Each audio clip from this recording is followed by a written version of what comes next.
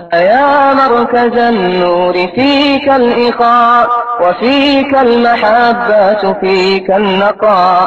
يا مركز النور فيك الإخاء وفيك المحبة فيك النقاء. وفيك تجمع شمل الشباب فصرت بحق لهم ملتقى. وفيك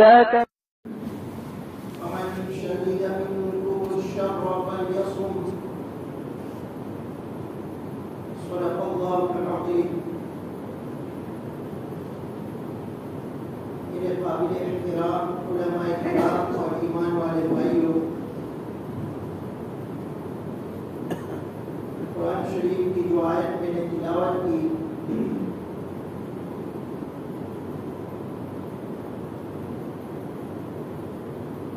رب العالمین کا ارشاد ہے، رمضان کا مہینہ وہ ہے جس میں قرآن شریف اتارا گیا، نازل کیا گیا۔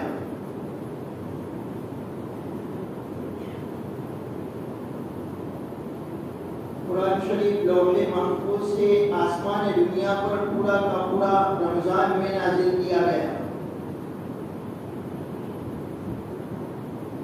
اور پھر آسمان دنیا سے نبی اکرم صلی اللہ علیہ وسلم پر 23 سال کے عرصے تک نازل ہوتا رہا۔ اس آیت میں جس نزول کا ذکر ہے وہ نزول ہے جس کا میں نے پہلے ذکر کیا، یعنی لوح محفوظ سے آسمان دنیا پر پورا کا پورا قرآن شریف رمضان المبارک میں نازل کیا گیا۔ آگے فرمایا ہدی للناس وبینات من الہدی والفرقان، قرآن شریف لوگوں کے لیے ذریعہ ہدایت ہے، اور قرآن شریف میں ہدایت اور حق و باطل میں فرق کے واضح دلائل، حق اور باطل میں فرق کی واضح دلیلیں موجود ہیں۔ سب سے پہلے تو قرآن شریف کے متعلق میں کچھ عرض کروں۔ رمضان المبارک کا مہینہ، اس کی فضیلت اس سے بھی ثابت ہوتی ہے کہ قرآن جیسی عظیم الشان اور بڑی کتاب اس میں نازل ہوئی۔ قرآن شریف کے بارے میں آتا ہے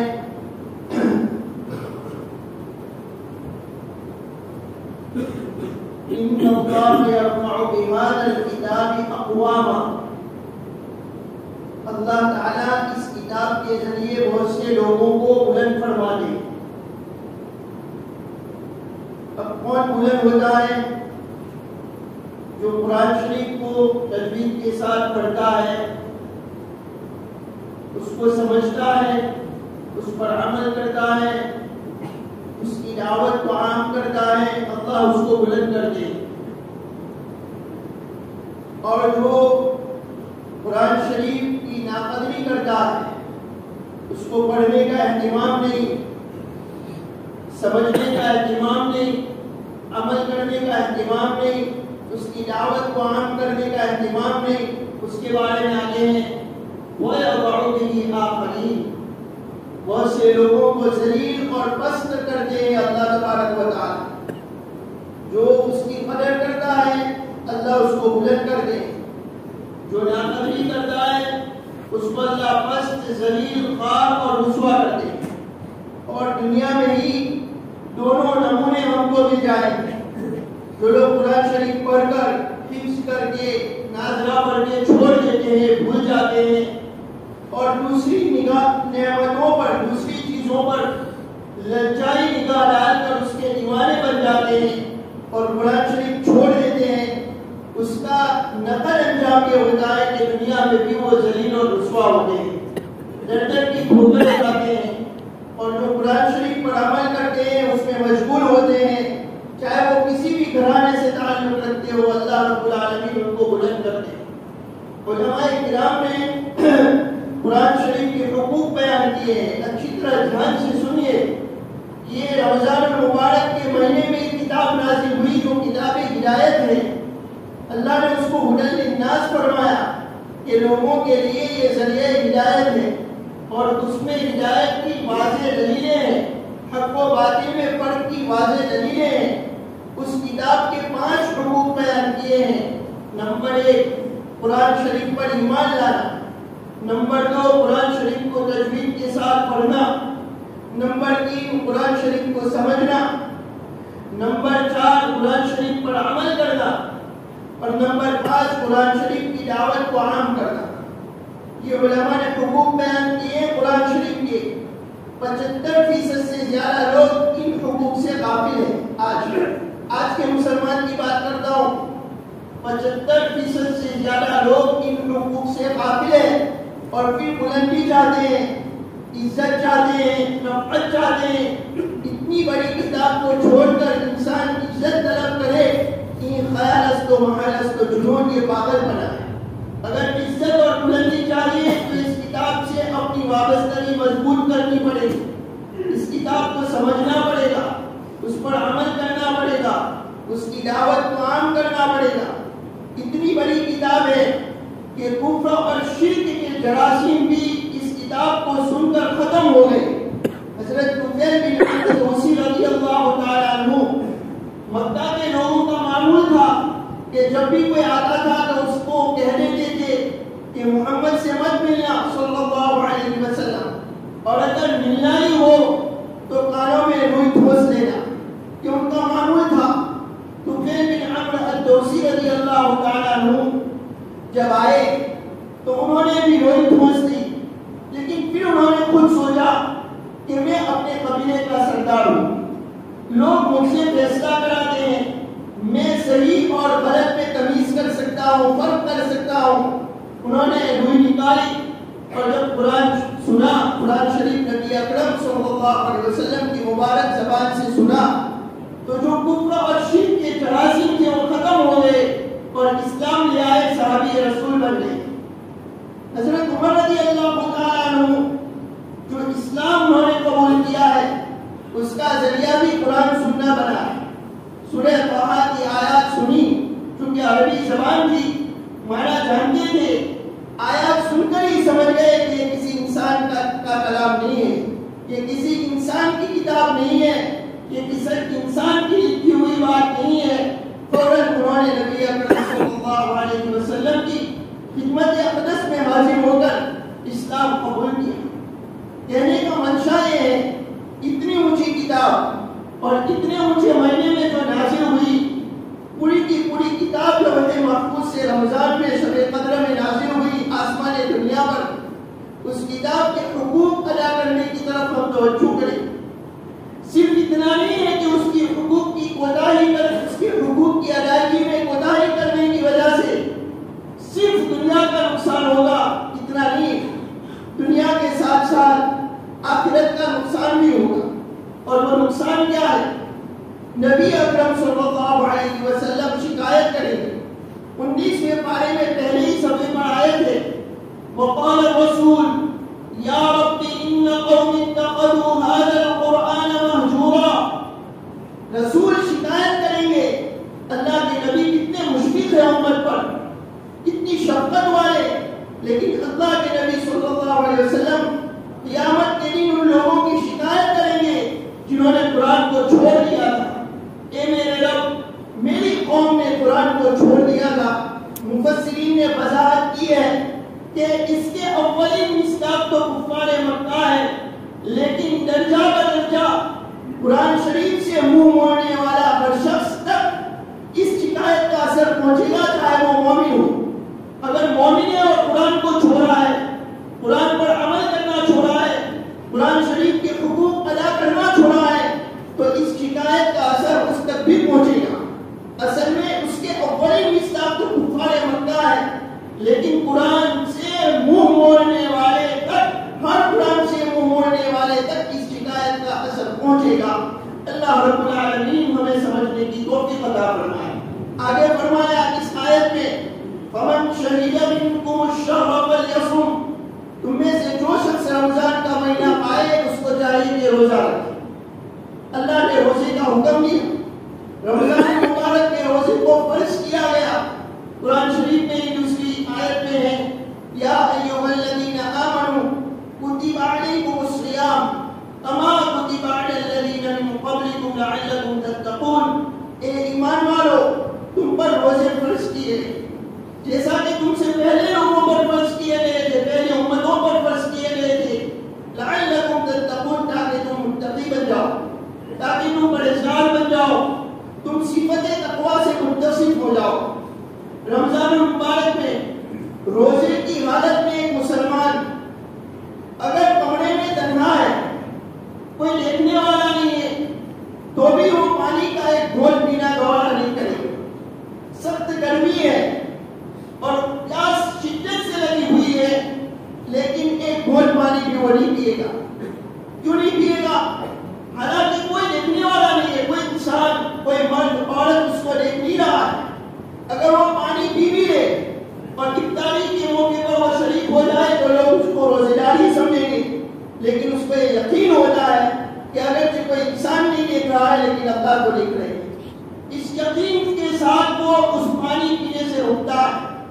پورے رمضان ہم اس کی مشق اور پریکٹس کریں کہ جس اللہ کے لیے میں حلال چیز سے رکتا ہوں, پانی حلال ہے, کھانا حلال ہے, جس اللہ کے لیے اور جس اللہ کے حکم پر عمل کرنے کے لیے اور جس اللہ کو راضی کرنے کے لیے میں حلال چیز سے رکتا ہوں, اسی اللہ کا حکم ہے کہ گناہ چھوڑ دو. اسی اللہ کا حکم ہے حرام سے بچنے کا. اسی اللہ کا حکم ہے گناہ سے بچنے کا.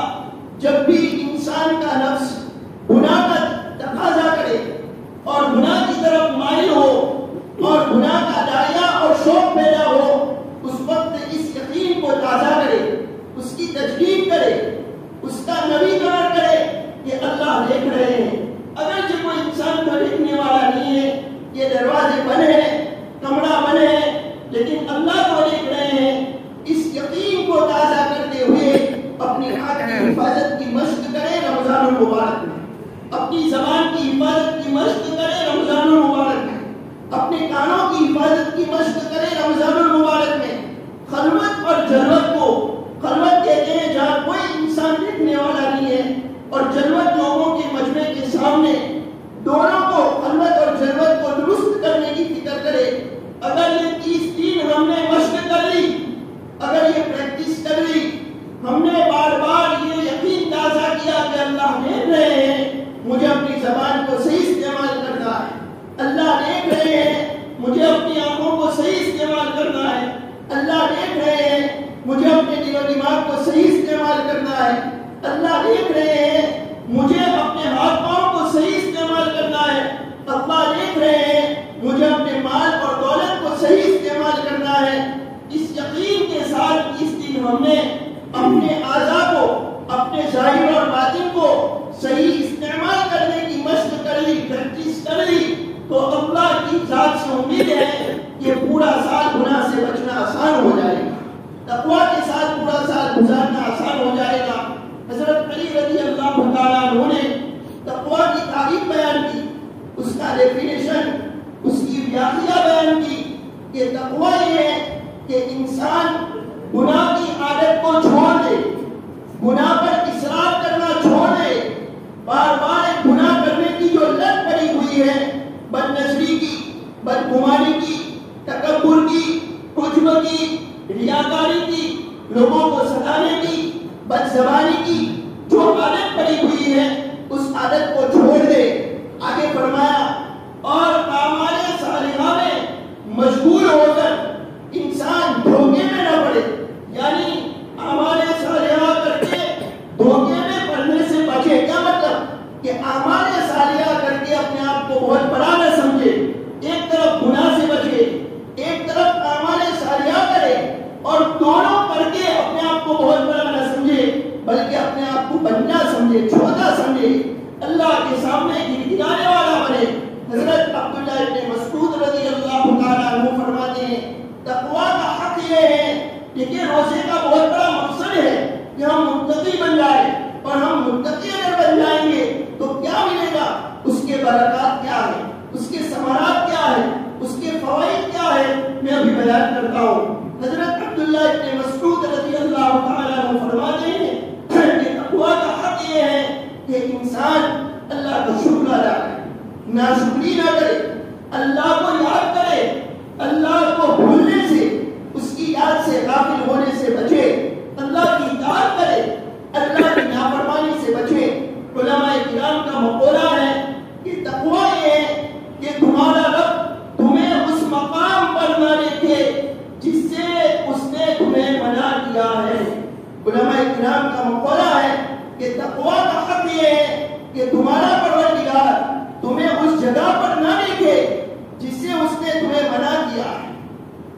حضرت عمر رضی اللہ تعالیٰ عنہ، حضرت عمر بن کعب رضی اللہ تعالیٰ عنہ سے انہوں نے پوچھا کہ تقویٰ کیا ہے؟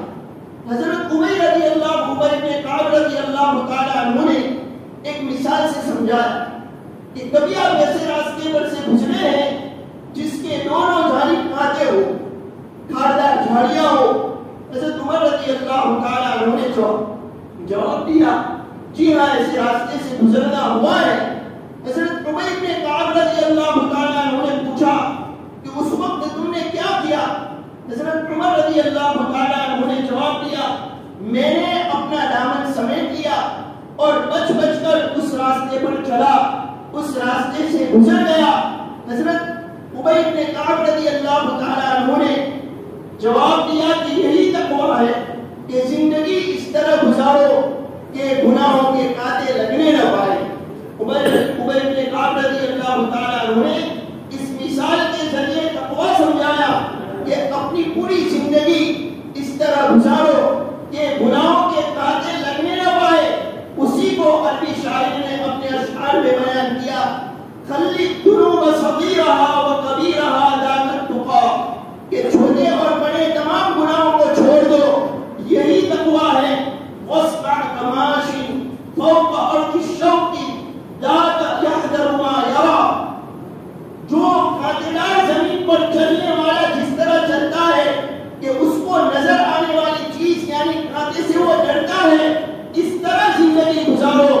آگے فرمایا، لا تحقرن صغیرۃ ان الجبال من الحصى، چھوٹے گناہ کو بھی معمولی مت سمجھو، اس لیے کہ پہاڑ کنکر سے مل کر بنتا ہے۔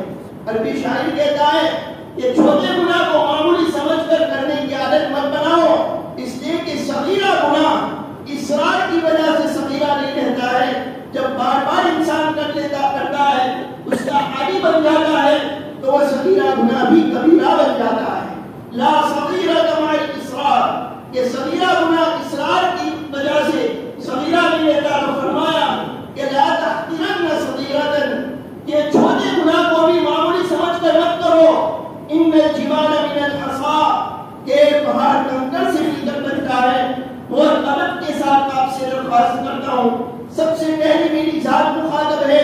رمضان میں ہم روزے بھی رکھتے ہیں، اللہ کے فضل سے تراویح بھی پڑھتے ہیں، ذکر بھی کرتے ہیں، تلاوت بھی کرتے ہیں، نوافل تراویح کا بھی اہتمام کرتے ہیں، نوافل بھی پڑھتے ہیں، تراویح کا بھی اہتمام کرتے ہیں جو سنت ہے، سب کا اللہ کے فضل سے اہتمام ہے۔ کوتاہی ہوتی ہے تو گناہ سے بچنے میں ہوتی ہے، ہماری زبان غلط چلتی ہے، اس پر کنٹرول نہیں ہوتا ہے، پورے 30 دن ہماری زبان غلط چلتی ہے، پورے 30 دن ہماری آنکھ غلط دیکھتی ہے، روزے کی حالت میں یہ اعضاء غلط استعمال ہوتے ہیں، جس کا نتیجہ اور انجام یہ ہوتا ہے کہ پورا سال بھی یہ اعضاء غلط استعمال ہوتے رہتے ہیں۔ مجدد الفسانی نقل اللہ عنہ، ہمارے اس ملک کے مسلمانوں پر بہت بڑا احسان ہے۔ جس وقت اکبر نے ایک فتنہ کھڑا کیا تھا، اس وقت مقابلہ کرنے والا یہی مرد مجاہد تھا، مجدد الفسانی شیخ احمد سرہندی رحمۃ اللہ علیہ، سرہند میں جن کا مزار ہے، ان کا نام ہے احمد اور ان کو کہا جاتا ہے مجدد الفسانی رحمۃ اللہ علیہ۔ انہوں نے ان کے مکتوبات میں ہے کہ اگر انسان تقویٰ حاصل کرنا چاہتا ہے، حصول تقویٰ کے اسباب کیا ہے، اس کے سبب کہ کن چیزوں پر عمل کرے گا تو تقویٰ والا بن جائے گا، متقی بن جائے گا، تو فرمایا انہوں نے اسباب بیان کیے، ان میں سے ایک سبب یہ بیان کیا کہ اپنی زبان کی غیبت سے حفاظت کرے، بد زبانی اپنی زبان کی غیبت سے حفاظت کرے۔ نمبر 2، بدگمانی سے حفاظت کرے۔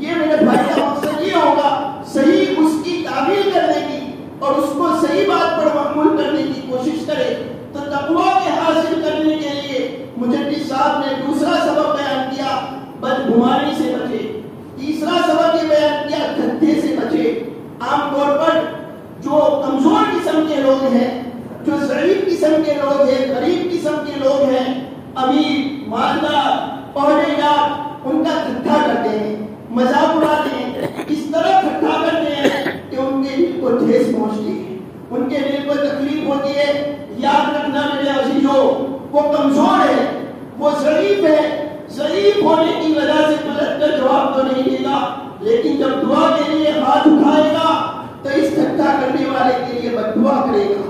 اور اسلام کی تعلیم ہے کہ مظلوم کی بد دعا سے بچو، اس لیے کہ اس کے اور اللہ کی قبولیت کے درمیان کوئی حجاب اور پردہ نہیں ہوتا ہے۔ اس لیے تقویٰ حاصل کرنے کے لیے کسی غریب، کمزور، ضعیف آدمی جس کو لوگ ضعیف سمجھ رہے ہیں، کمزور سمجھ رہے ہیں، حقیر سمجھ رہے ہیں، ذلیل سمجھ رہے ہیں، سماج اور معاشرے میں اس کا کوئی ویلیو نہیں ہے، لیکن مجھے اور آپ کو پتہ نہیں ہے عند اللہ اس کا کیا مقام ہے، مجھے اور آپ کو پتہ نہیں ہے کہ اس کا کتنا اونچا مقام ہے۔ اس لیے اس ٹھٹے سے بچے۔ نمبر 4 سچ بولے۔